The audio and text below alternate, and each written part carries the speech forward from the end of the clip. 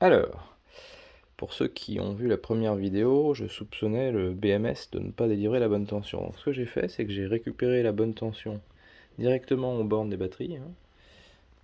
Et je l'ai réinjecté aux bornes du contrôleur. Donc on voit, j'ai pris ça, on voit qu'on a 39 volts 7. Et donc le contrôleur est alimenté en 39 volts 7. Et donc quand je fais ça, voilà, il fait son check. Et là il me dit low, donc ça c'est mon mode. Voilà. Et par contre il me dit que la batterie elle est empty. Voilà. Donc le mode je peux le changer comme je veux. Et il me dit que la batterie est vide. Or, on est toujours à 39 volts 6, 39 volts 7 ici. En alimentation de contrôleur. Et donc c'est ici entre le B8 et le B9 qu'on est à 3 volts 2 seulement. Donc le problème se situe ici entre B8 et B9. Donc ce que je vais faire, c'est que j'ai déjà commencé à démonter le BMS. Et donc entre B8 et B9, je vais identifier le pack de cellules qui est concerné. Je vais le démonter, je vais essayer de les recharger séparément pour les ramener à 4 volts. Et ensuite les remettre dedans, de façon à les rééquilibrer au moins à la main pour que le BMS considère que tout est équilibré. Et on va voir après si ça fonctionne. Ça c'est avant de changer de BMS, et si jamais je vois qu'il y a un problème de BMS, je me suis pris un petit BMS 10S, voilà, qui coûtait 14 €. Donc je me suis dit, si jamais le problème vient de lui, et ben, on le remplacera par lui. Voilà. Mais pour l'instant, je vais déjà essayer de vérifier les cellules qui constituent le pack fautif. Donc maintenant, j'ai déconnecté du BMS le pack de cellules qui était fautif en termes de tension, qui était bien en dessous de tous les autres packs. Et donc, pour identifier les cellules, en fait, si on regarde, on voit que ici, les 5 dernières cellules constituent le dernier pack. Ici, c'est la connexion entre l'avant-dernier pack et l'avant-avant-dernier pack.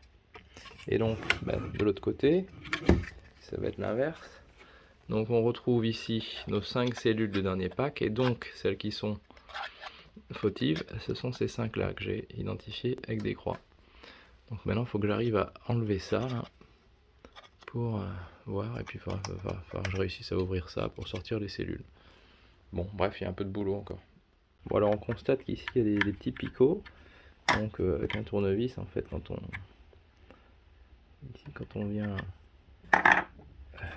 faire un petit peu levier,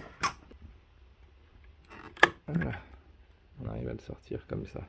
Alors, il faut faire attention à ne pas endommager les cellules. Il ne faut pas prendre appui sur les cellules, quoi. Un tournevis plus large.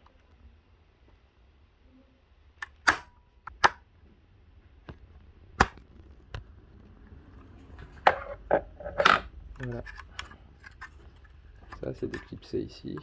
Donc maintenant, je vais voir si j'arrive à enlever tout le fond. Bon alors, comme le démontage paraît quand même assez complexe, ce que je vais faire, c'est déjà essayer de recharger ce pack-là, indépendamment du reste. Donc comme je l'ai déconnecté physiquement du BMS, il est électriquement isolé du reste. Donc ce que je vais faire, c'est qu'en fait, je vais faire passer ce pack-là pour une cellule toute seule, mais avec une grosse capacité pour le chargeur. Donc je vais faire un petit montage un peu particulier. Donc ici, ce que je vais faire, c'est que le moins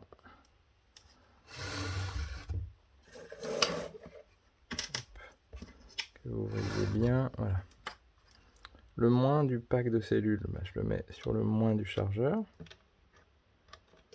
Voilà. Ensuite, ici, on va faire passer ça pour une batterie.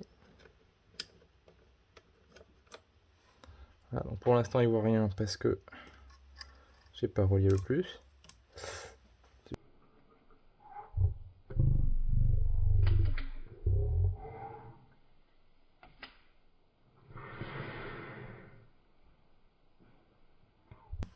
Là, j'ai fait un petit court-circuit comme il faut pas en faire. Hein. La vache, c'est chaud. Pince à dénuder, c'est moins chaud. Ouais. Voilà. Donc on reprend ça et surtout, ce coup-ci on va faire en sorte que ça n'aille pas toucher là. Ouais. Comme ça, là, on est sûr qu'il ne viendra pas faire un court-circuit avec ça. Et maintenant, donc, le moins est relié au moins, le plus est relié au plus, le moins est là. Donc ici, si je mets ça, hop, voilà. Et lui, le chargeur, mais il voit ça, C1. On est sur le C1 comme une cellule Li-ion 4V2 qui est à 3,7 volts. Et il commence à la recharger. Voilà, donc on va laisser recharger un peu. Et on va voir ce que ça donne. Bon, j'ai un peu amélioré le concept de ça en prenant un petit cylindre en plastique avec une équerre métallique scotchée et je vais remplacer ça par ça.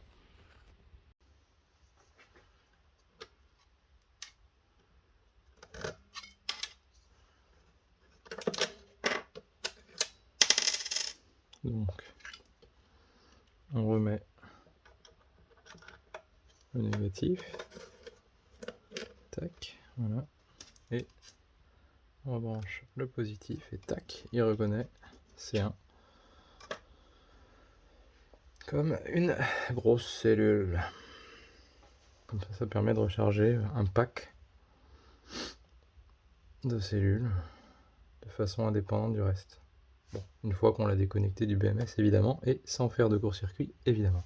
Alors on va faire un petit point, donc au bout de 19 minutes de charge du pack, on est à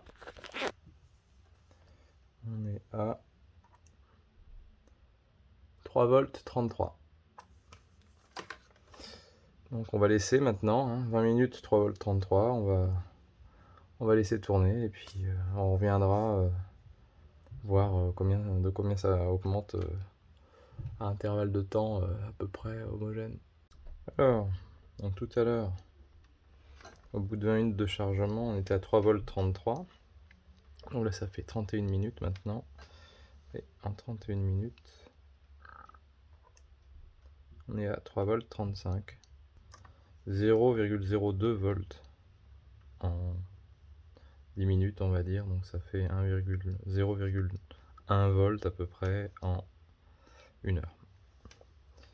Et donc comme on était à 3,3 pour monter à 4,2, ça fait 0,9, donc il faut 9 heures. 9 heures de charge à peu près.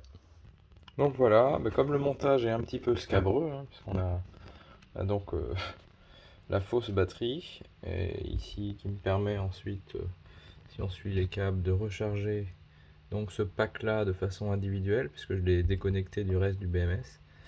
Je ne laisse charger que lorsque je peux surveiller, donc ça prend très très longtemps, et je vais attendre d'être revenu à la charge des autres packs pour ensuite faire un nouveau test sur le vélo et voir si enfin on arrive à faire reconnaître la batterie comme non vide ou si il y a encore un autre problème qui viendrait, un autre pack. On va voir une fois que tous les packs seront équilibrés en tension.